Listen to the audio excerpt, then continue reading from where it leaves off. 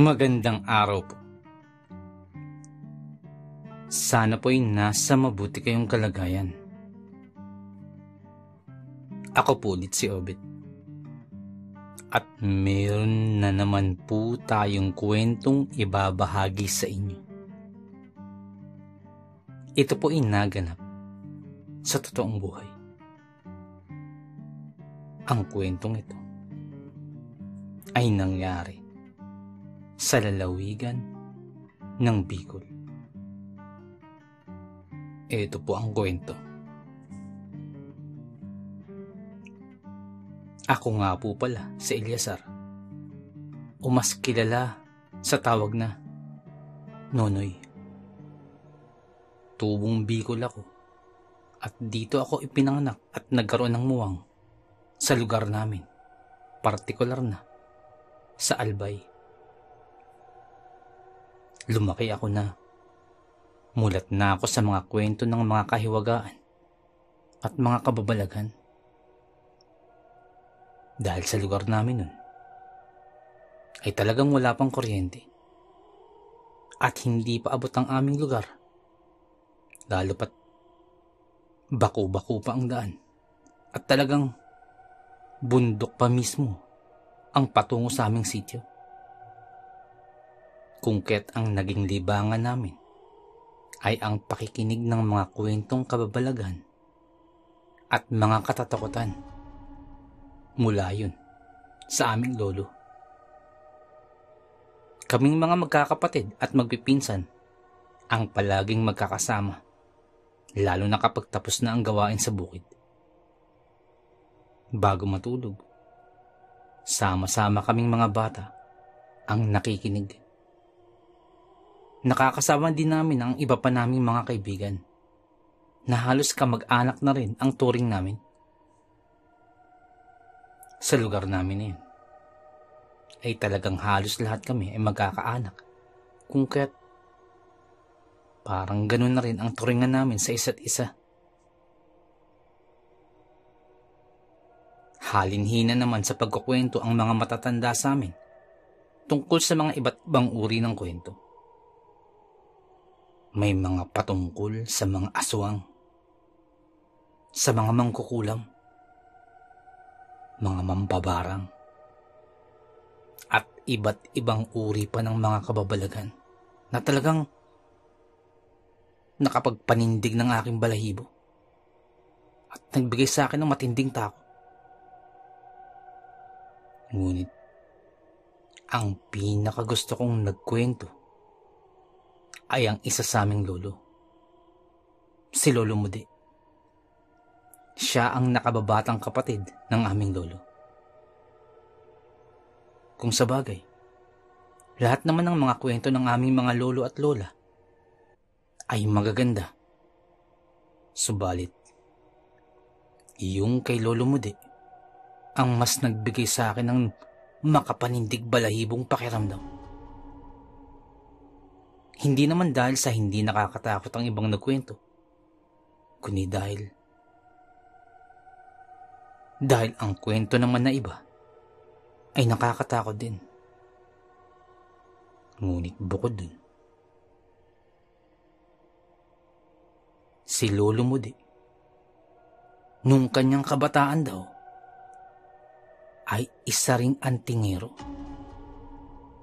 At iyon ang pinatotohanan ng iba pa naming mga lolo at maging ng aking mga magulang at iba ko pang mga tiyuhin. Kung kaya't iba ang dating ng kanyang mga kwento, parang nararamdaman ko na naroroon ako mismo sa kaganapan ng kanyang mga isinasalaysay. Ngunit may isang kwento si Lolo Mudi na talagang hindi ko malilimutan. Tandang-tanda ko yun. Mga taong 1960s yun. Kung hindi ako nagkakamali, 1968. 8 taong gulang pa lamang ako nun. Nagkukwentuhan kami sa may papag na gawa sa kawayan na nakapwesto sa ilalim ng malaking puno ng santol. Doon yun nakahatag. At masarap ang lilim nun, kahit sa tanghaling tapat. At habang sa kalagitnaan ng pagkukwento ng isa kong lolo, ay saka naman dumating si Lolo Mudi.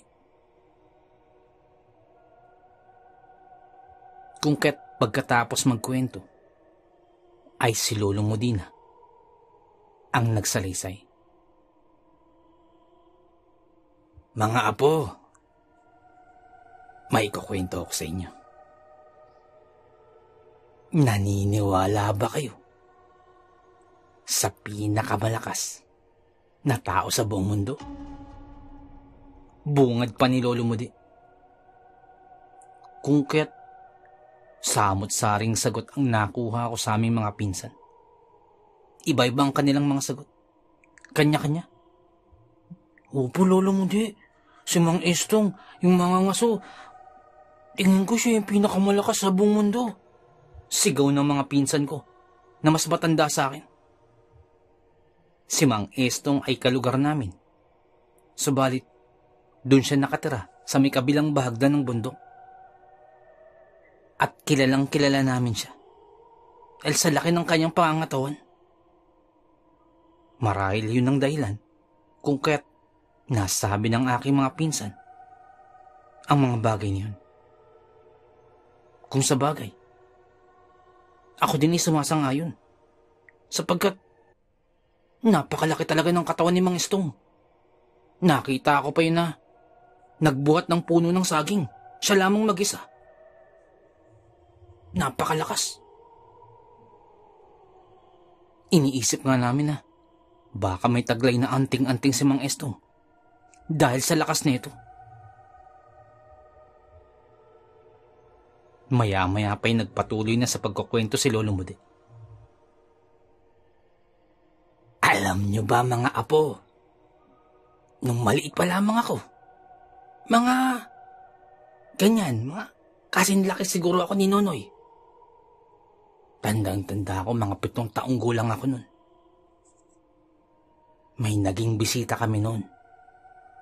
Napadpad lamang dito sa ating lugar. Dito rin. Isang lalaki. Napangkaraniwan lamang ang laki. Katamtaman lamang ang taas. At bagyang may kapayatan pa nga. Ang pagpapakilala ng lalaki sa aking ama nun ay naligaw siya sa aming lugar at humihingi ng tulong at ng matutuluyan. Walang pag-aalinlangan na tinulungan yun ng aking ama. At kahit ilang araw ay pinatira sa aming lugar. Ngunit habang nananatili dito ang lalaking yun, sa hindi inaasahan, dumating ang pagkakataon na nag-alboruto ang bulkan. Tandang-tanda ko, mga buwan yun ng Hunyo. Ramdam na ramdam namin ang pagdagundong ng lupa. Nagngangalit ang bulkan. Hindi naman maiwan ng aking ama nun ang aming lugar sapagkat naroroon ang aming mga kabuhayan. Andun ang aming tanim. Andun ang aming mga alagang hayop. Alalang-alala ng aking ina ng mga sandaling yun. Umiiyak sapagkat nakakatakot talaga ang kaganapan sa paligid. Umuuga ang lupa. Pumuputok ang bulkan. At kung ano-anong bagay na ang inilalabas ng bulkan. Mula sa mga makakapal na usok at mga bato na naglalakihan. Subalit mapilit pa rin ang aking ama. Ayaw pa ding umalis. Ayaw iwan ng aming lugar. Hanggang sa sumapit na ang kinahapunan. At pasapit na rin ang takip silim. At mas lalong nag-alboruto ang bulkan. Nagpasya ng aking ama na lisanin namin ang lugar. Subalit, magpapaiwan siya. At sa dahilang yun, Ayaw naman umalis ng aking ina. Nang maya-maya pa'y nakarinig na kami ng napakalakas na pagputok. Takot na takot kami ng mga kapatid ko. At may kung anong napakalakas na tunog na parating. Parang rumaragasa. Nung maya-maya pa'y biglang nagsisigaw na ang tatay ko. Takbo! Takbo! Tumakbo na kayo! May mga naglalakihang mga bato ang rumaragasa. At patungo yun sa aming bahay. Nag-iyakan na kaming lahat nila nanay at ng mga kapatid ko. Nagtungo pa doon ang iba naming kaanak. Naghahanap ng masisilungan. Lumakas ang pagninig ng lupa. Napakalakas ng mga ingay sa paligid. Parang may paparating na napakalaking sasakyan. Nakakapangilabot. Dahil doon ay hindi namin malaman saan kami magtatago. Dali-daling nagtungo si tatay sa pintuan upang buksan ito. Ngunit hindi na ito mabuksan. Hindi na mabuksan ang aming pintuan. Maging ang mga bintana, ay mukhang may nakaharang na. Sa ilalim! Takbo mga anak! Sa ilalim! Tatakbo sana kami pababa sa silong.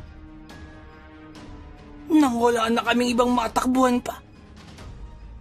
Nagsiksikan kami sa ilalim ng aming papag. Maging sila nanay. Nakikisiksik sa ilalim. At maya-maya pa'y naririnig na namin ang napakalakas na tunog. Parang nagigiba na ang aming bahay.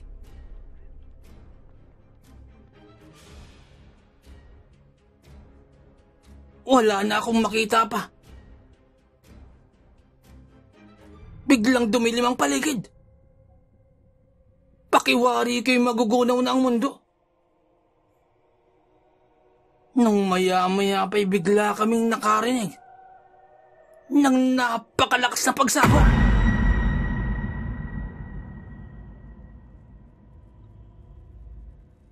Parang may bomba na sumabog. At panay usok na ang paligid. Napaubo na lamang kami ng napaubo ng mga kapatid ko. Nang maya-maya pa, ay sigit na ng mga alikabok na yun, ay biglang may nagsalita. Bilisan nyo! Takbo na! Sambit ng lalaki. At siya yung lalaking nakituloy sa amin. Dahil doon ay nagsipagtakbuhan na kami. Buhat-buhat kami ni tatay nun. At habang tumatakbo'y biglang may humarang na mga bato sa aming daraanan. Wala na kaming madaanan. Hindi na ako makatakbo nun sapagkat masyadong malalaki ang mga bato. Para sa akin, bitbit ako ng tatay at ang isa ko pang kapatid. Nang biglang hinawi kami ng lalaki at pinatabi. Kitang-kita kong umihip ito sa kanyang kanang kamay. At saka isinuntok sa batong malaki. Biglang nagkaroon ng napakalakas na pagsabog na naganap. Nagkalat ang mga usok at alikabok. At biglang nagkaroon ng napakalaking bitak sa gitna ng malaking bato na yun.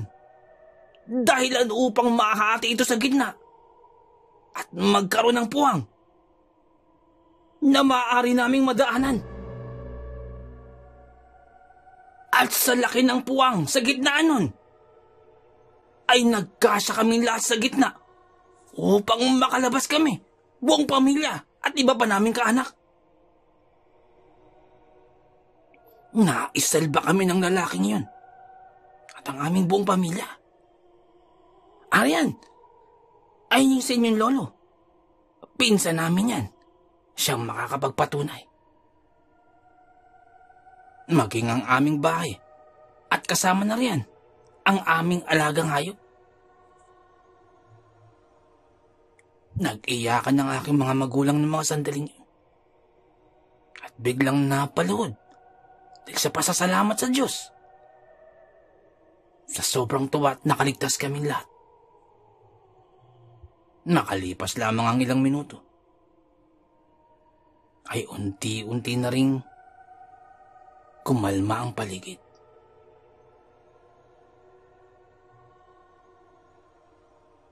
Matapos yun ay nagsalita ang lalaki. Sinabihan kaming lisanin na namin ang lugar bago muling magalit ang bulkan. At iyon nga ang aming ginawa. Kasama rin namin sa pag-alis nun ang lalaki. Hanggang sa makarating kami sa ligtas na lugar. Ngunit pagkadating dun, nagpaalam na ang lalaki. At may pupuntahan lamang daw. At may babalikan. Subalit simula nun, ay hindi na namin nakita ang lalaki na yun. At habang naghahanap kami ng lugar na malilikasan, nabanggit din ng lalaki na yun na ang aming nasaksihan ay mula sa kapangyarihan mula sa Diyos Ama. Isang lihim na kaalaman. At ayon pa sa kanya, ang dasal na ginamit niya ay ang siya ring dasal na ginamit ng Santo Niño ng buhati ng mundo. Paglalahad pa ni Lolo Mudi. Manghang-mangha ako sa ikinuwentong yun ni Lolo. At totoo nga, sapagkat ang dating tinitiran nila Lolo Mudi ay may malaking bato na may malaking bitak sa gitna. Sa lahat ng ikinuwento na yun ni Lolo Mudi, yun ang pinakatumatak sa aking isipan. Halos hindi ako makatulog sa kakaisip sa kwentong yun. Kinabukasan, ay hindi pa rin yun naaalis sa aking isipan. Ngunit habang nagtatabas kami ng mga damo sa bukid, ay nabanggit ko yun kay Kuya Ona. Pinsan ko. Ikinuwento ko ang pagkamangha ko sa kwento niya. Yun ba? Naniniwala ka sa kwento ni Lolo Mudi? Hindi naman ka panipaniwala yun. Parang gawa-gawa lang yun ni Lolo Mudi. Sambit pa ni Kuya Ona. Yung pinsan ko. Mas matanda sa akin si Kuya Ona ng 5 taon. Kaya nga, hindi din ako naniniwala dun sa kwento niyon. Sagot pa ng isa kong pinsan na si Baldo. Oo, tinanong ko kay Lolo Igme kung totoo ba yung sinasabi ni Lolo Mudi. Sabi ni Lolo Igme, wala daw siyang matandaan na ganun. Kaya hindi ako naniniwala. Dagdag pa ni Baldo. Ako naman ay napatigil na lamang nang marinig ko yun. Paano mo naman nasabi yun? Naroon pa naman yung malaking bato di ba? Sa dati nilang tirahan.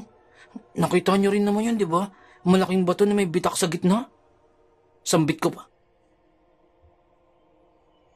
Noy, matagal nang andun yun. Nasira yun nung pumutok yung mayon. Sambit pa rin ng iba ko pang mga pinsan. Alam mo, Noy, mainam naman talaga ang mga kwento ni Lolo Mudi. At natutuwa akong makinig sa kanyang kwento. Pero yung kwento na yun, hindi ako naniniwala dun. Mahirap paniwalaan. Sambit pa ni Kuya Ona. Na sinang-ayo na naman ng iba ko pang mga pinsan. Oo nga, Noy, mahirap paniwalaan. Nakakaya lang magsalita kay Lolo Mudi sa harapan niya, pero Nahirapan din akong paniwalaan yung kwento na yun. Dagdag pa ng iba kong mga pinsan. Nagulat ako sa kanilang mga sinabi. Ngunit bahagya ako na lamang itong hindi pinahalata. Karamihan pala sa mga pinsan ko ay hindi naniniwala sa kwento na yun. Ang iba'y tila nagtatawanan pa. Kung kaya't nanatili na lamang ako, nagpatuloy na lamang ako sa aking ginagawa at pinanatili sa aking sarili ang aking mga iniisip. Nang maya-maya pa, ay nilapitan ako ng isa pa naming pinsan. Si Unyo. Mas patanda sa akin si Unyo ng ilang taon lamang. Kapatid niya si Kuya Ona, pero mas nakababata siya. Ngunit sa kabila ng edad niyang yun, ay hindi ko nakasanayan na tawagin siyang kuya, kundi sa pangalan lamang. Nilapitan ako ni Unyo at sinabihan ako, Noy, huwag mo na lang pansinin yan sila Kuya Ona. Pero ako naniniwala ako sa kwento ni Lolo Mudi. Ano mo ba, Noy? Dati, may narinig na rin akong ganyang kwento. Yung kagaya sa kinuwento ni Lolo Mudi. Yung sobrang lakas ng suntok na kayang bumasag ng matitigas na adobe at mga pader. Talagang simento. At kayang basagin nyo sa pamamagitan lamang ng suntok. Napakalakas sa suntok nun. Sambit pa sa akin ni Unyo. Dahil dun, ay kahit papano yung naibsan ng aking pagkainis. At natuwa rin ako sa sinabi niya ni Unyo. Ngunit ang kwento na yun ni Lolo Mudi ay hindi na namin pinag-usapan pa. Dahil sa tuwing masasambit yun, ay biglang sasabat ang iba pa naming mga pinsan at sasabing hindi naniniwala sa kwentong yun. At dahil dun ay lalo lamang akong naiinis. Simula nun ay hindi ko na masyadong ikinukwento yun sa iba ko pang mga pinsan. Dahil baka pagtawanan lamang ako. Pero sa loob-loob ko, naniniwala ako sa kwento na yun. Naniniwala ako sa kwento ni Lolo Mudi. Hanggang sa lumipas na ang mga taon. At unti-unti nang nabaon sa limot ang kwento na yun ni Lolo. Hanggang sa pumanaw na si Lolo Mudi. Lalong hindi ko na yun nabanggit pa. Sapagkat nagbibigay lamang yun alaala kay Lolo na labis nagpapalungkot sa akin. Lumipas pa ang ilang taon hanggang sa magbinata na kami. Nung isang araw ay napadpad kami sa isang bahagi ng kabundukan. Dahil ito sa kakahanap ng mga magagandang uri ng kawayan upang ipanggawa ng bahay. Nang makarating kami sa lugar na yun, ay biglang nanariwa sa akin ang kwento na yun ni Lolo Mudi. Sa pagkakantanda ko, sa kwento ni Lolo, ay dito daw sa parteng ito ng bundok nagtungo ang misteryosong lalaki at hindi na nakita pa. At dahil sa pagkasabi ko sa kwento na yun, ako nga ko pa sanang ikukwento sa aking pinsan. Nang bigla naman akong pigilan ni Unyo. Huwag mo na kwento, Noy. Gagawin ka lang katatawanan ng mga yan. Bulong pa sa akin ni Unyo. Pero, tama ka, Noy. Dito nga yun. Naalala ko rin. Dito yung sinabi sa kwento ni Lolo Mudi. Dito raw huling nakita yung misteryosong lalaki at dito nagtungo. Dagdag pa ni Unyo. Nung mga sandaling yun, kasama ko ang mga pinsan ko.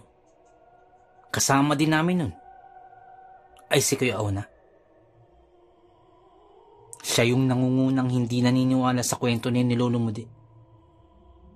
Pero sa katunayan, mababait naman ang mga pinsan ko. Lalo na si Kuya Ona. Kagaya ngayon, kami ang magpapagawa ng bahay. Ngunit si Kuya Ona pa talaga ang nangunang tumulong sa amin. Kung kaya't sinunod ko na lamang ang payo ni Unyo.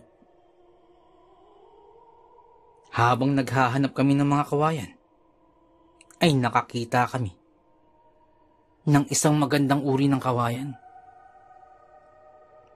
Magulang na at talagang ginagamit na panghaligi sa mga bahay. Kaya nga lamang ay alanganin ang pesto nito. Malapit na ito sa bangin. Ngunit si Kuya Ona lamang ang naglakas loob na magpatuloy, sapagkat kaming lahat ay nag-alangan na. Tumuloy si Kuya Ona. At paisa-isa ay nakakuha kami ng mga kawayan na kakailanganin namin. Nang makakuha na kami ng sapat na bilang ng kawayan, ay saka nag-aya na kaming umuwi. Nang pabalik na si Kuya Ona, ay bigla kaming nakarinig ng parang lumagoto. Malakas ito! Pagkalingon namin, ay biglang nadulas si Kuya Ona at nakabitaw ito sa puno at tuloy-tuloy na dumaos-dos pababa sa bangin. Dali-dali kaming tumulong, ngunit masyadong malalim ang bangin na pinagbagsakan ni Kuya Ona. Nagmamadali kaming bumaba ng bundok at ipinaalam sa aming mga kaanak upang hanapin si Kuya Ona. Halos buong angkan kami na naghanap sa gawing yun ng kabundukan. At dun sa bangin na yun, upang hanapin si Kuya Ona. At ang iba pa naming mga tiyuhin at ibang pinsan ay binaba mismo ang bangin na yun upang hanapin lamang ang pinsan ko. Ngunit hindi namin makita. Hindi makita ang katawan ni Kuya Ona. Humingi na rin kami ng tulong sa barangay at sa mga otoridad upang mahanap si Kuya Ona. Ngunit walang makapagsabi kung nasaan na si Kuya Ona. Hanggang sa lumipas na ang ilang araw, patuloy pa rin kami sa paghanap. Subalit wala pa rin kaming nakikita o nibakas ni Kuya Ona. Dahil doon ay nagbigay na ng pahayag ang pulis. Ikinalulungkot ko ang mga pangyayari. Sa ngayon, ay hindi talaga natin malaman kung nasaan na napunta ang kaanak ninyo. Ngunit kung titingnan maigi ang taas ng kanyang pinaglaglagan, milagro na lamang kung mabubuhay pa siya. At kung malaglag man at mabuhay, maaaring ang mga mapabangis na hayop naman ang nagpasasa sa katawan ng inyong kaanak. Sambit pa ng pulis.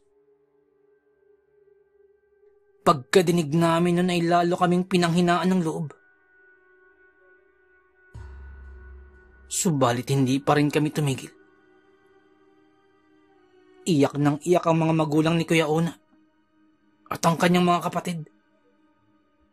Dahil doon ay nagpatuloy pa rin kami sa paghanap.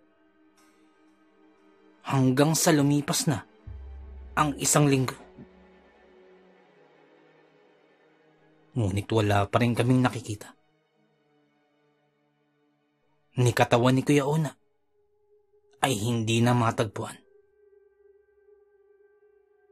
Hindi na natin makikita ang katawan ni Kuya Ona. Baka kinain yun ng mabangis na hayop. Sambit pa ng iba kong pinsan. Tama. Diyan pa naman sa gawing yan may mga naglalaki ang sawa dyan. Dagdag pa ng iba naming kaanak. Ang mga katagang yun ang lalong nagpahina ng aming kalooban. At ang iba naming kaanak ay unti-unti na ring nawawala ng pag-asa. Subalit ang mga magulang ni Kuya Ona ay hindi nagpatinag. Nagpatuloy pa rin sa paghanap.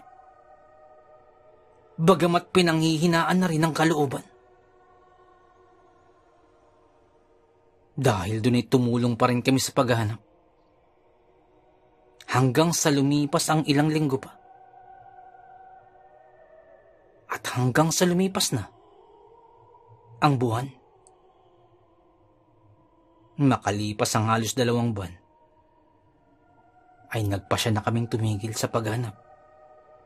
Sapagkat nagalugad na namin ang bawat panig ng bundok. Nalibot na namin ang aming sityo at maging ang mga karatig sityo.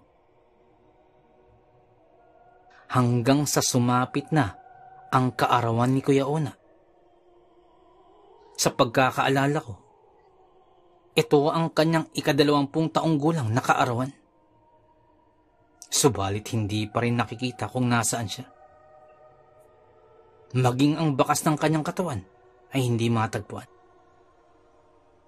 Halos mabaliw na sa kakahanap ang mga magulang ni Kuya Ona. At sa habang lumilipas, ay awang-awa kami sa kanila. Ngunit wala namang kaming magawa sa kinasapitan ni Kuya Ona.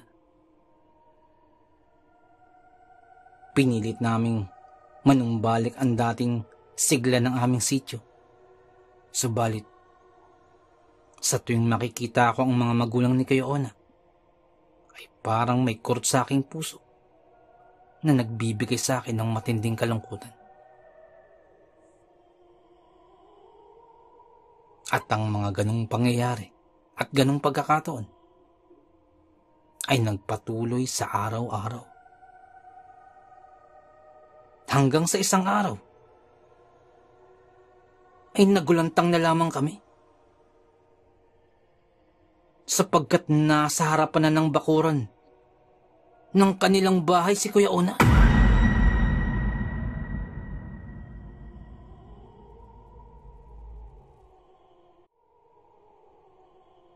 Naroon siya, nakatayo. At kung ano ang kanyang suot nung nawala siya, ay siya pa rin suot niya nung araw na yun. Halos himatay ng nanay ni Kuya Ona dahil sa sobrang gulat. Si Tia Loleng. Sa pag-aakalang multo ang kanyang nasa harapan. Imbis naman mapatakbo upang saklolohan ng kanyang asawa, napaatras naman si Uncle Pitong na kanyang ama. At tila namutla. Marahil dahil din sa takot. Ako naman ay gulat na gulat. Alangang lalapit o tatakbo. At nagpapakiramdaman lamang kami ng iba ko pang mga pinsan na nakakita na naroon si Kuya Ona. Ngunit sa loob-loob ko, isang maling galaw lamang ni Kuya Ona ay talagang kakaripas na ako ng takbo. Kaagad namang napatakbo ang lola ko sa tabi ni Tiyang Loleng upang saklolohan ito. Nang biglang magsalita si Kuya Ona, "Nay, ako po ito. Anak niyo. Ako po. Si Ona. Ako to." Pagkakita ni Lola, ay maging si Lolo ay nawala ng malay. Hinimatay nung magsalita si Kuya Ona. Kung kaya't napatakbo na ako patungo kay Lola. Sapagkat 2 na sila ni Tiyang Loleng ang hinimatay. Dahil doon ay lumapit sa amin si Kuya Ona. "Noy, kilala mo ba ako?" "Ako to, pinsan mo si Ona." Tanong sa akin ni Kuya Ona. "Kuya Ona, ikaw ba talaga yan?" Naging tugon ka na lamang. "Oo, Noy. Ako nga ito. Ako nga. Hawakan mo. Hawakan mo ang kamay ko para maniwala ka." At iniabot nga ni Kuya Ona ang kanyang kamay. At napatingin muli ako sa kanya. Kuya Ona, ikaw nga! Buhay ka! Buhay ka! Bulalas ko na lamang. At nagsipaglapitan na rin ng iba pa naming mga kaanak. Ona, anong nangyari sa'yo? Bakit ngayon ka lang nakabalik? Ano ba nangyari sa'yo? Ilang buwan ka nang nawawala. Tagal ka naming hinanap, Ona. Kaya nga, Ona. Pero, hayaan mo na yun. Baliwalain mo na yun. Ang mahalagay buhay ka at nakabalik ka. Samot-saring sambit ng aming mga kaanak sa tagbong yun. Tubig! Para kay Lola! Tubig! Para kay Tiyang Loleng! Bilis! Bilis! Sigaw ng iba naming mga kaanak. At matapos mapainom ng tubig, ay ilang sandali lamang ay nagkamalay na rin sina Lola at si Tiyang Loleng. At nang mahimasmasan, ay humagulgol sa iyak sina Lola at si Tiyang sa sobrang tuwa ng makabalik na si Kuya Ona. At katakot-takot na tanong ang inabot ni Kuya Ona kung ano ang nangyari at kung saan siya napadpad. Si Kuya Ona naman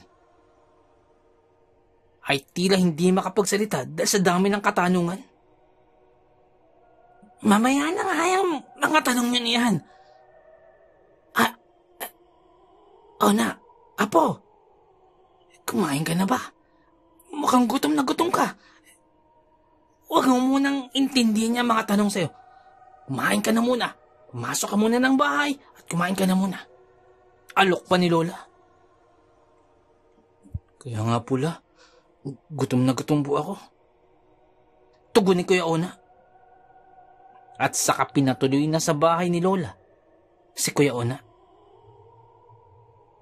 Ang tagal na wala ni Kuya Ona. Sa pagkakatanda ko, ay mahigit 4 na buwan yun. Ngunit sa araw na ito, tila Pasko sa aming sityo sapagkat nagbunyi ang aming angkan sa muling pagbabalik ni Kuya Ona. Ngunit napansin ko kay Kuya Ona ay parang tumanda ang itsura nito at parang nangitim. Marahil ay sa tagal niyang nawala at nanibago lamang ako. At isa pa, siguro ay nagpagala-gala siya sa mga kabundukan at kagubatan. Dahilan upang mabilad siya ng matagal sa arawan, kaya siguro nagkaganon. Nang maya-maya pa ay may bumulong sa akin, ang isa ko bang pinsan. Noy, tingnan mo tumanda ang itsura ni Kuya Ona, ano? At tingnan mo, sambit pa ni Aldo sa akin. Kaya nga, tumanda nga talagang itsura niya. Ano kayang nangyari? Dagdag pa ni Beryong na isa pa naming pinsan. Baka labis siyang nahirapan nung nalaglag siya sa bangin. Sambit pa ng iba pang mga pinsan. Hindi lamang pala ako ang nakapansin nun. Maging ang iba ko pang mga kaanak. Ang laki talaga ng itinanda ni Kuya Ona. Nagmukha siyang tatay. Ngunit ipinagkibit balikat na lamang namin yun. Ang mahalaga ay nakabalik na ang aking pinsan. Nakabalik siya ng buong buo. Walang galos. Yun nga lamang ay mukha talagang tumanda. Hanggang sa lumipas na ang ilan pang taon. Taong 1980, nang mapunta naman ako sa Maynila. Nakapunta ako ng Maynila dahil isinama ako ni Unyo na magpunta ng Maynila sapagkat ipapasok daw kami ni Kuya Ona sa kumpanyang pinapasukan niya. kung kaya't lakas loob kaming nagtungo. Napadpad kami sa may bandang Cavite. Doon pa kami nakikitiran. Pero sa may Maynila naman ang aming trabaho. Stay in kami sa magiging trabaho niyon. Kaya tinanggap na rin namin ito ni Unyo upang hindi na kami bumabiyahe pa. Isang warehouse ang aming babantayan. Mga imbakan ito ng mga parte ng makina, ng mga malalaking truck at iba pang mga sasakyan. At madami ito. Noy, marami na raw inalis dito. Marami nang natanggal. Sapagkat ang mga dating nagtatrabaho ay nagpupuslit ng mga parte ng makina kung saan ibinibenta sa labas ng mas mura. Parang ninanakaw nila. Nang malaman ito ng may-ari, ay tinanggal sila. Kaya tayo kinuha ni Kuya Ona para sa trabaho ito dahil ayon sa kanya, mapagkakatiwalaan din daw tayo. Sambit pa ni Unyo. Ayon pa kay Kuya Ona, talamak daw ang nakawan dito. Alam mo, Noy, sabi pa ni Kuya Ona, laganap daw ang nakawan dito. Kaya kinakailangang may tumao dito. Maghapon at magdamag. Kailangang may nagbabantay talaga. Dagdag pa ni Unyo. Pero totoo din ang sabi ng mga dating nagtatrabaho dito na mas malaking pera raw ang kikitain kung gagawin nila yun. Kaya lamang, pag nanakaw na ang tawag dun. Sambit pa ni Unyo. Unyo, kung ganun pala'y dapat palagi tayong alisto dito. Sapagkat hindi natin masasabi kung kailan darating ang magdanakaw. Maaaring pumuslit lalo ito. Lalo pag gabi. Sambit ko pa. Tama ka. Yan ang magiging trabaho natin dito. Tugon naman ni Unyo. Nung araw na yun, ay Huwebes. Kinuusap kami ni Kuya Ona. Noy, Unyo, kayo muna ang maiiwan dito ha. May mahalaga akong aasikasuhin sa Batangas. At maaaring Lunes na ang balik ko. Kayong pinagkakatiwalaan ko dito. Kaya gusto ko ay bantayan niyo itong maigi. Kung ano't ano man ang mangyari, may telepono dyan. Tumawag agad kayo sa pulisya. Naririyan din ang numero. Teka, alam niyo na bang gumamit ng telepono? Pipindutin niyo lamang ang numero. Pang makausap niyo nasa kabilang linya. Sambit pa ni Kuya Ona. Oo, Kuya Ona. Kaming bahala dito. Babantayan namin itong maigi. Parehas naming tugon ni Unyo. Habang kaharap si Kuya Ona.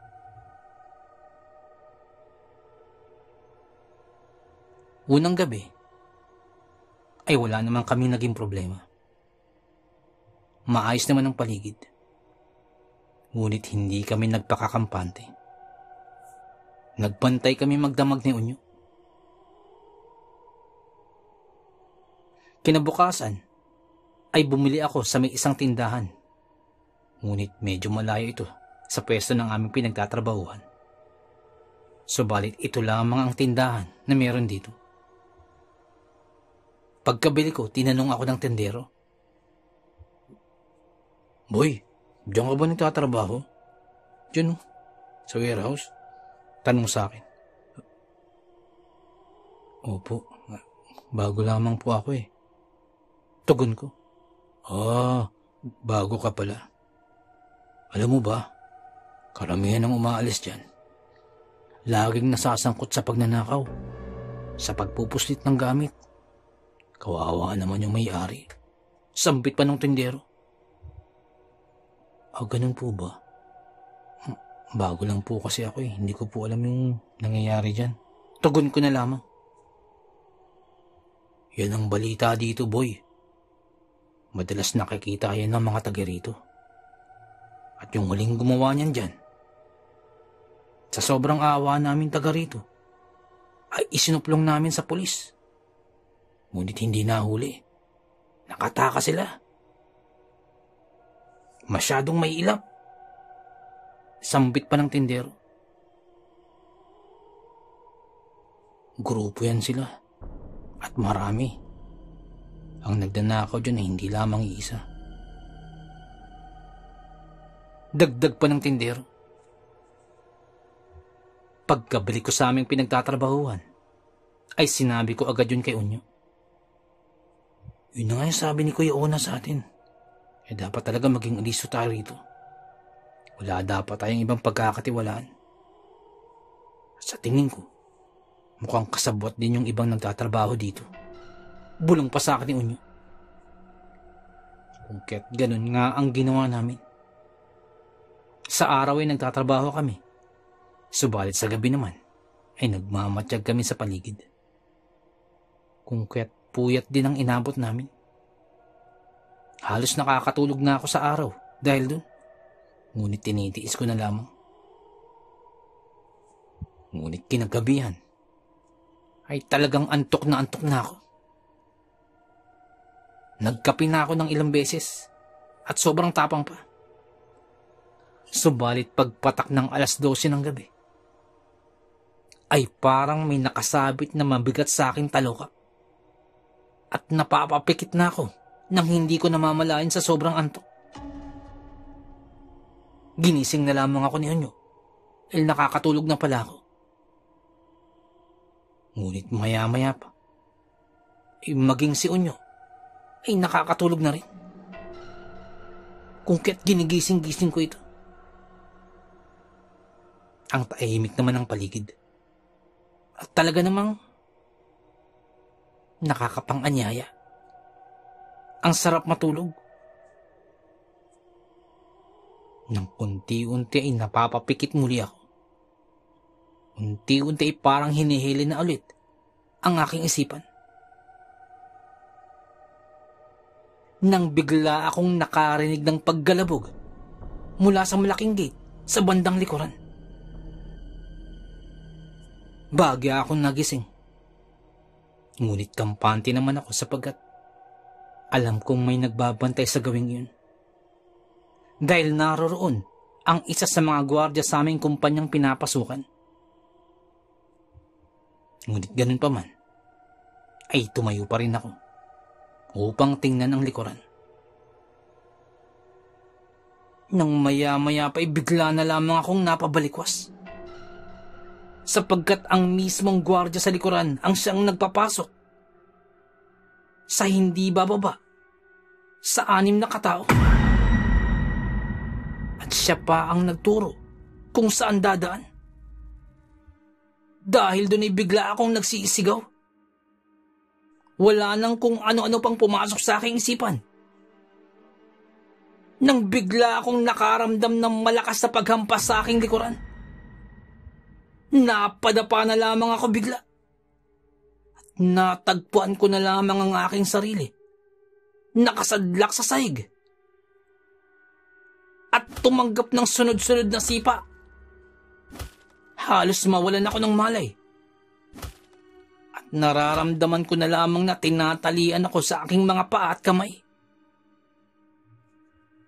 Tinangka akong sumigaw. Subalit agad akong binusalan sa bibig ng mga kalalakihan. Nagkakakawag ako. Subalit wala akong magawa. Nang maya-maya pa'y naririnig ko na rin si Onyo. Dahil doon ay nabuhayan ako ng loob. Sa isip-isip ko, hindi sila uubra kay Onyo. Dahil sanay sa bakbakan niyan si Onyo. Nakarinig ako ng mga sigawan. Nang maya-maya pa'y bigla na lamang tumahimik ang paligid. ilang sandali lamang ay ibinalandra na rin si Unyo. Katabi ko, nakasadlak sa sahig. Nakatali rin ang mga kamay at paa. At ipinuwesto na parang isang maleta lamang. Malapit sa akin. Wala kaming magawang dalawa. Napapaiyak na lamang ako sa sobrang galit. At nadismaya ako sa aking sarili. Nung mga tagpong yun, ay isa-isa nang inilalabas ng mga kalalakihan ang mga naglalakihang gamit.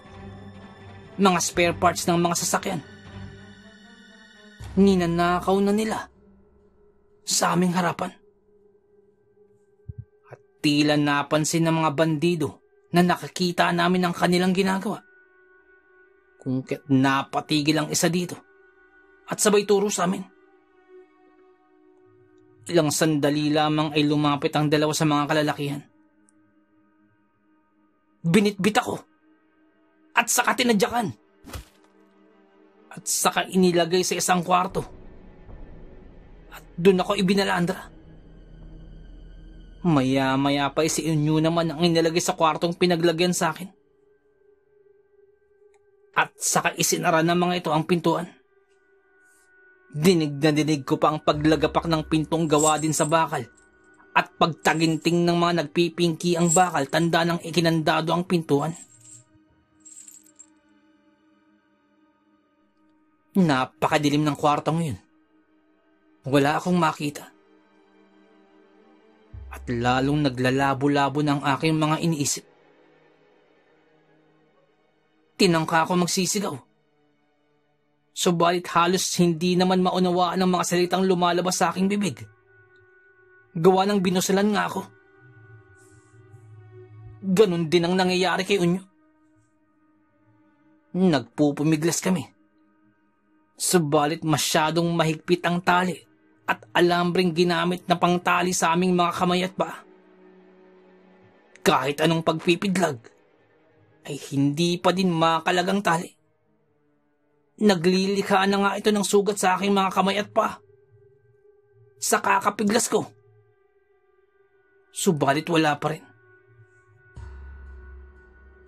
Habang nasa loob kami ng kwarto ay naririnig ko na nagsisipagtawanan pa mula sa labas ang mga kalalakihan. Sapagkat wala nang makakapigil pa sa kanila sa kanilang masamang gawain. Lalo lamang akong nagpupumiglas at naguhumiyaw. Lalo pat nung maalala ko, nakasabwat ang gwardya sa likuran. Lalo lamang ako nang galit. Subalit wala pa din. Unti-unti ko nang napapagtanto na wala kaming nagawa ng pinsan ko. Binigo namin si Kuya Ona. Hindi namin naagawa ang dapat namin gawin. Bigo kami sa pagbantay sa aming dapat bantayan. Napapaiyak na ako sa galit. Sa inis sa aking sarili. Nang bigla na lamang akong nakarinig ng napakalakas na pagsabog. At kasabay nun ay parang nayanig ang lupa. At dahil nakasalampa kami sa sahig ng mga sandaling yun, ramdam na ramdam ko ang pag-uga nito. Yumanig. Parang bahagyang lumindol. At kasunod nun ay biglang naglaho ang tawanan ng mga kalalakihan at napalitan ng sigaw na may halong matinding takot at panaghoy. Biglang naguhumiyaw ang mga ito. Sa dahilang hindi namin alam. Ngunit base sa mga naririnig ko, tila humihingi ng saklolo at parang nasaktan ng husto ang mga ito. Naririnig ko pa ang paghingang malalim ng isa sa mga ito na tila may matinding kinatatakutan. Gulat na gulat kami ni Unyo. Maging ako'y napapigil sa aking paghinga. At pinapakiramdaman ko ang paligid. Ilang sandali pa ay muli na naman parang may sumabog. Parang may nagiba. At kasunod nun ay biglang natakpan ng alikabok ang paligid. Ang gulat ko ay napalitan ng paghuhulagpos na makahanap ng mahihingahan dahil sa dami ng alikabok at ubo na ako ng ubo. At dun ko pa lamang napagtanto na nawasak ang pader ng kwartong pinaglagakan namin. Giba ito! At mula sa mga alikabok ay lumabas ang imahe ng isang tao. Kitang-kita ko ang pag-iihipan nito sa kanyang kanang kamay at muling iniunday sa pader at tuluyan na ngang nawasak ang pader.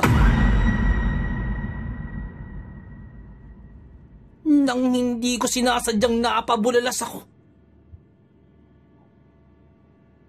Kuya Ona. Si Kuya Ona ang nagmamayari ng imaheng yun. Sambit ko sa aking isipan.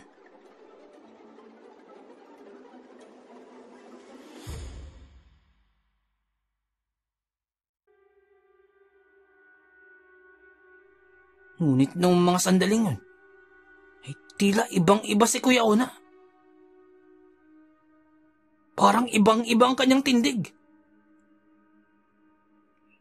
Hindi ko rin maintindihan pero tila ibang katauhan ang lumukob sa kanya. At tila hindi kami nakikilala nito. At habang nakatayo ito, kitang-kita ko na tila nagbabaga ang kanyang kanang kamao.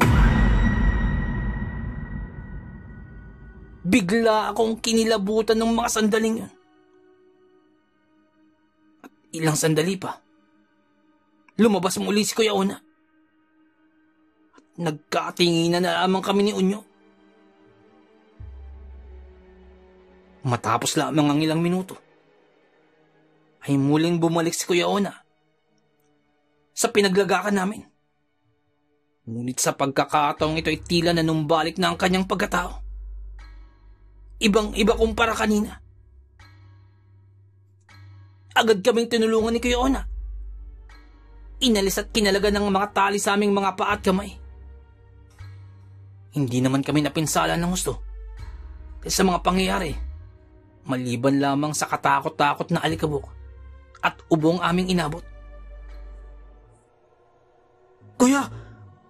Niluban tayo! Niluban tayo! Sigaw agad namin ni Unyo. Matapos kaming matanggalan ng busal. Tumingin lang sa amin si Kuya Ona. At saka tumango. Pagkalabas namin, ay agad akong napatakbo upang hanapin ang mga kalalakihan. Galit na galit ako. Nagpupuyos ako sa galit. Nang bigla akong matigilan. Sapagkat natagpuan na lamang namin ang mga katawan ng mga bandido. Mga nakahandusay.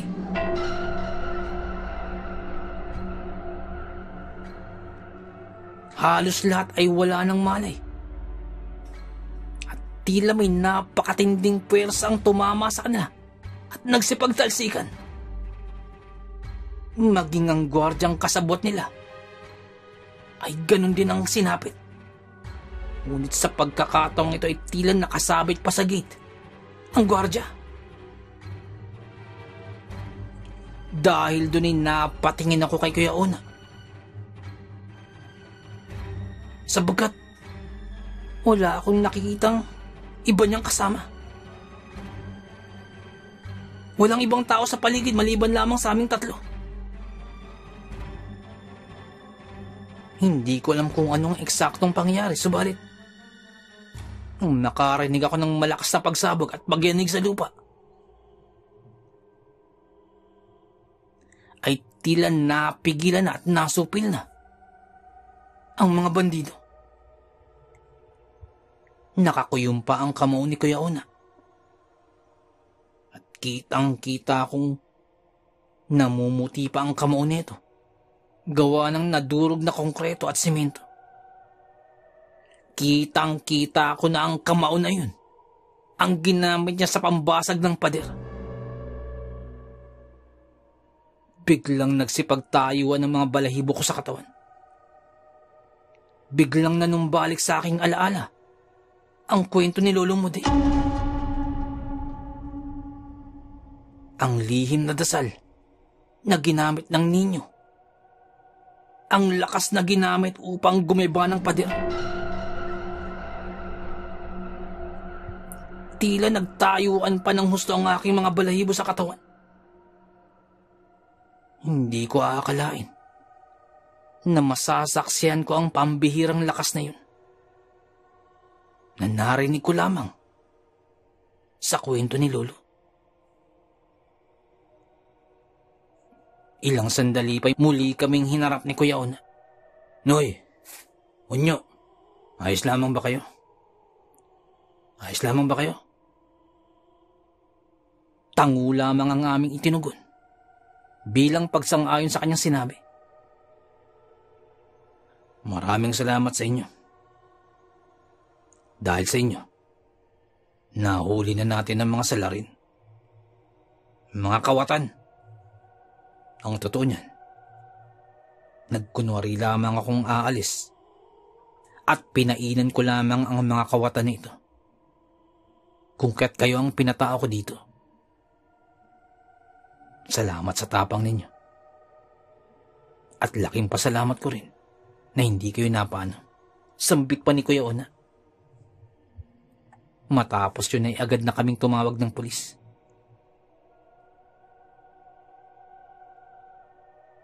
Pagkadating ng pulis, ay agad nagulat ang mga yun sapagkat bumungad kaagad ang wasak na gate ng kumpanya namin pinapasukan.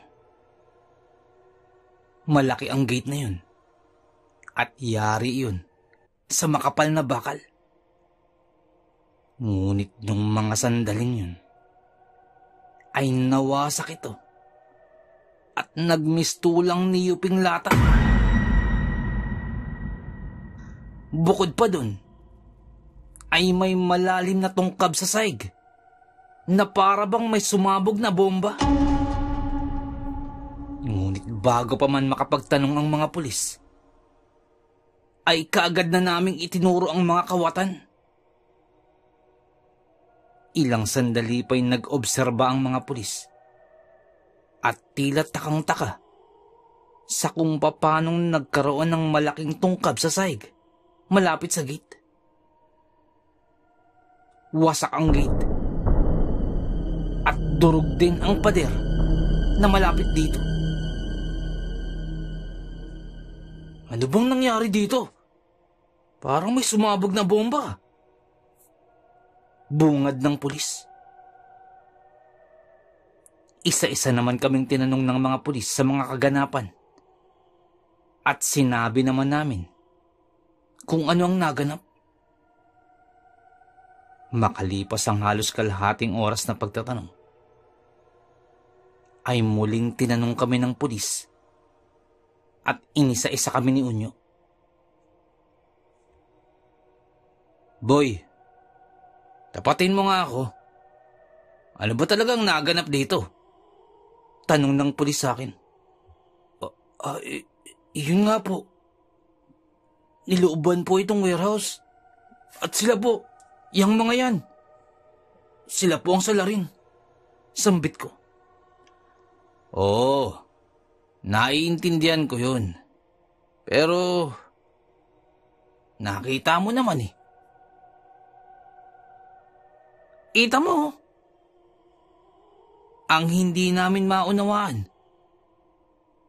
Paanong nawasak ang gate? Samantalang gawayan sa matibay na bakal. Wasak din yung pader, oh. Tingnan mo. Gawayan sa bloke ng simento. At bukod pa riyan, paano nagkaroon ng malaking tungkab sa sahig na simentado rin? Parang may sumabog na napakalakas dito. Sunod-sunod na banggit ng pulis. Ako naman ay napatingin na lamang sa pulis. Sir, ang totoo po niyan, tinalian nga po kami ng mga kawatan na yan. Binasalan ng aking bibig. Ginapos ang aming mga paa at kamay. Kasama ko yung pinsan ko pong yun, si Unyo. Parehas kaming tinalian. Ginapos at binusalan. Nilagay kami sa isang silid at ikinandado kami sa loob. Tugon ko pa. Kung tinalian kayong dalawa, binusalan ka pa, at kinandado ka mo ang kwarto, paano kang nakawala mula sa pagkakagapos? At paano ka nakalabas ng kwartong yun? Tanong pa ng pulis. Iniligtas po kami ng isa ko pang pinsan, si Kuya Ona. Siya po, yung pinsan ko pong yun. Siya po ang nagkalag ng aming tali at gapos. Tugon ko. Paano ka naman niya iniligtas? May kasama ba siya? May kasamaan ba siyang pumunta rito? Sapagkat 6 na katao ang nanloob dito. Sino kumalaban sa mga kawatan niyan? Tingnan mo. Lahat sila walang malay. At papanong nawasak ang mga pader dito? Tanong pa ulit ng pulis. Noong mga sandaling yun ay hindi ko na malaman ang isasagot. Bigla na akong nag-alangan. Kung sasabihin ko na ba yung totoo? Sasabihin ko na ba na si Kuya Ona ang nakita ko talaga? Dahil doon ay nagsalita na ako. Sir, hindi ko po alam ang eksaktong pangyayari kung paano na nagapi ang 6 na katao na yun. Pero ang alam ko po, si Kuya Ona lamang po ang nakita ko na tumulong sa akin. Nung nawasak yung pader, si Kuya Ona lamang din po ang nakita ko. Wala nang iba. Wala din po akong nakitang may dala-dala si Kuya Ona na baril o kahit na anong sandata. Tugon ko pa. Napatingin sa akin ng pulis na tila sinusuri ang aking sinasabi. Kung yan ang sinasabi mo, na walang kadala-dala ang pinsan mo, paano nawasak to? Alam mo, boy, ganito kasi yan. Magsasagawa kami ng imbestigasyon. At mula sa imbestigasyon na yun, ay gagawa kami ng report. At tiyak magtatanong ang may-ari ng kumpanya, lalo na ang aming hepe. Kaya namin ginagawa to. Pero pinagtataka ko lamang talaga. Paanong nawasak ang pader at nawasak ang gate? Sambit pa ng pulis. Dahil doon ay naisip ko na nasabihin na talaga ang lahat-lahat. Lahat ng nakita ko. Sir, bago po dumating si Kuya Ona, nakarinig po ako ng napakalakas na pagsabog. Parang may sumabog na bomba. Pagkatapos nun, ay biglang nawasak na yung pader na yan. Diyan sa may silid na yan. At doon ko nakita si Kuya Ona. Siya lamang ang tao na naroon. Kitang-kita ko na pagkawasak ng pader, ay siya lamang ang nakatayo ron. At kitang-kita rin ng dalawa kong mata na nagbabaga ang kanyang kamao. Kasunod pa nun, kitang-kita ko rin na hinipa niya ang kanyang kanang kamay at saka ipinansuntok sa pader. Pagkasuntok niya inawasak ang pader. Sambit ko pa. Pagkadinig ng pulis nun, ay bigla itong humalakhak.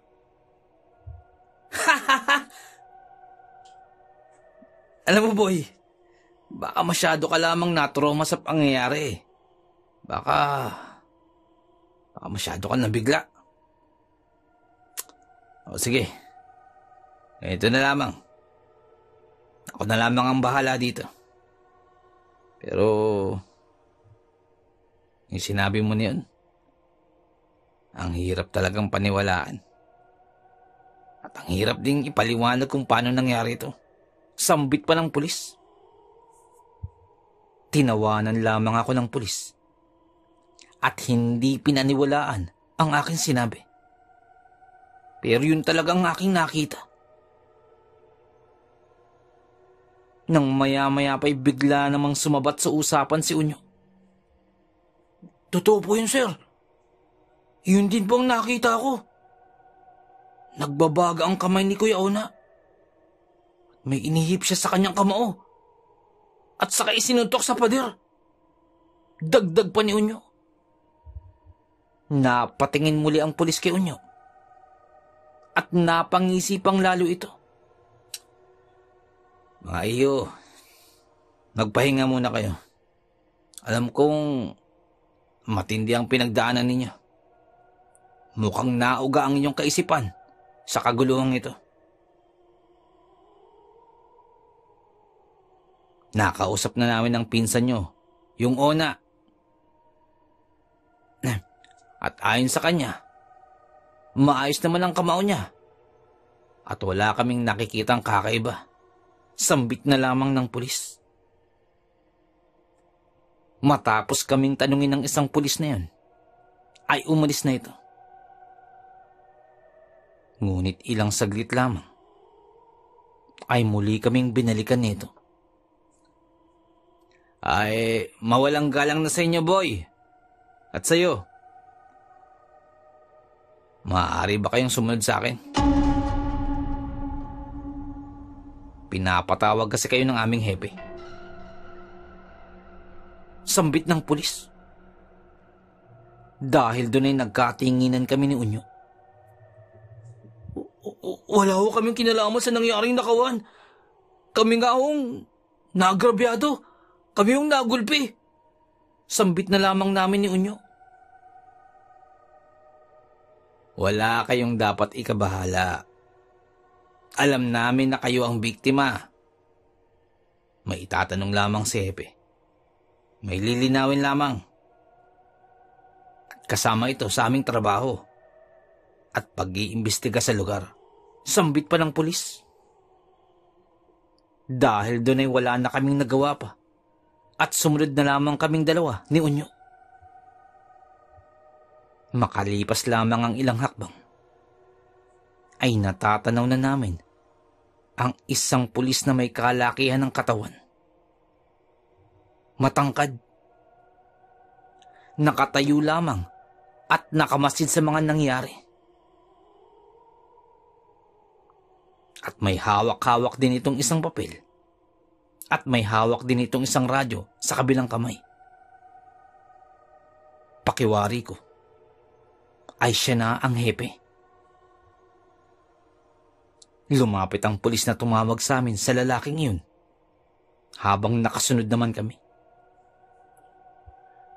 Hepe, ito na po yung sinasabi kong nakakita sa pangyayari.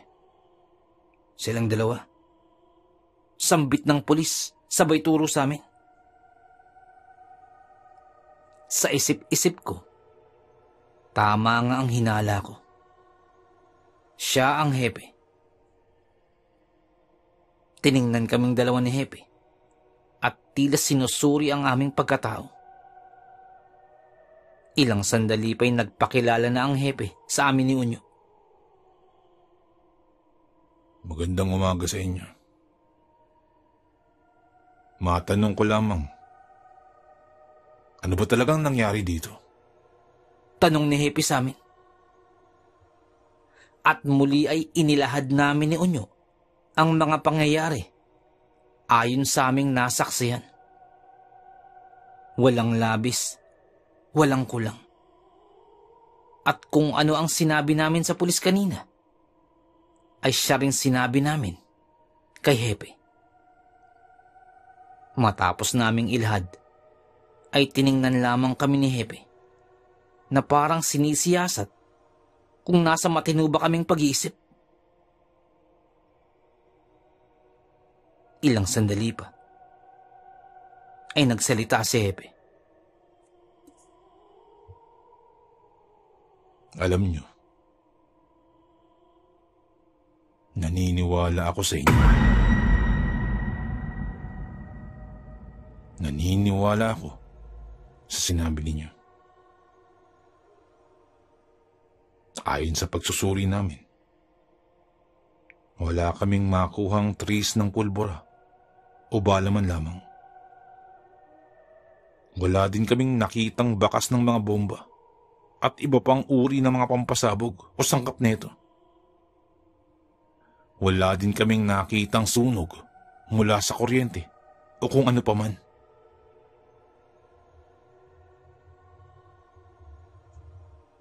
At bukod pa dun, nung nasa probinsya pa lamang ako, nakarinig na ako ng ganyang kwento. Galing akong Albay. Narinig ko na ang ganyang kwento. At naniniwala ako, lalo na sa mga ganyang kababalaghan. Kagaya ng lalaking may kamao na kayang dumurog ng bato. Sambit pa ni Hepe. Dahil doon ay tila namilog at nanlaki ang aming mga mata sa pagkagulat. Nagpatuloy pa sa pagsasalita si Hepe. Kaya nga lamang, yung mga ganitong pangyayari ay napakahirap patotohanan. At kung ilalagay ko ito sa aming report, paano ko naman ito patutunayan? Lalabas lamang akong gumagawa ng kwento hanggat wala akong maipapakitang patibay. Kaya kami na ang bahala dito sa report na ito. Ganun pa man, salamat sa inyo at sa kasama niyong isa. Siya ba yung sinasabi niyo na nagtataglay ng kamao na dumudurog ng bato? Tanong pa ni Hepe. Agad-agad kaming napatango ni Unyo sa pagsagot. Halos hindi magkandamayaw. Nagpatuloy pa si Hepe. Kung ganun, maraming salamat sa inyo. At nasupi lang ganitong klaseng mga masasamang gawain. Teka, yung mga natamo niyong sugat, ipapagamot natin yan. Sambit pa ni Hepe. At agad nag-utos si Hepe upang mabigyan kami ng pangunang lunas. Wala naman kaming matinding pinsalang natamo, maliban lamang sa gasgas at mga pasa sa iba't ibang panig ng katawan.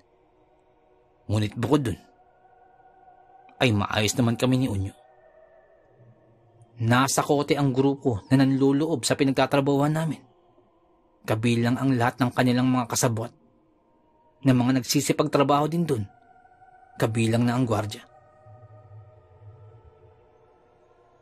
Matapos ang kaganapan na iyon, ay nakauwi na kami. At hindi kami nag-atubiling magtanong kay Kuya Ona sa kung anong nangyari. Subalit ayon sa kanya, ay wala siyang maalala sa mga naganap. Nakita na lamang daw niya na nakagapos na kami kung kaya't agad niya kaming tinulungan. Yun lamang daw ang simula ng kanyang gunita sa mga pangyayari hanggang sa nahuli ang mga kawatan.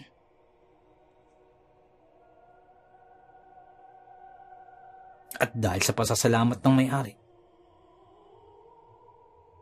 ay binigyan nila ng mataas na posisyon si Kuya Ona. Kami naman din ay doon na kami nagtrabaho. Subalit makalipas ang 2 taon, ay umalis din ako sapagkat sumubok pa ako ng iba pang trabaho sa ibang bansa. Sa ngayon ay naririto pa rin ako sa ibang bansa. Dito na rin naninirahan. Paminsan-minsan dumadalaw din sa amin at binibisita ko pa din si Unyo. At ganoon din si Kuya Ona.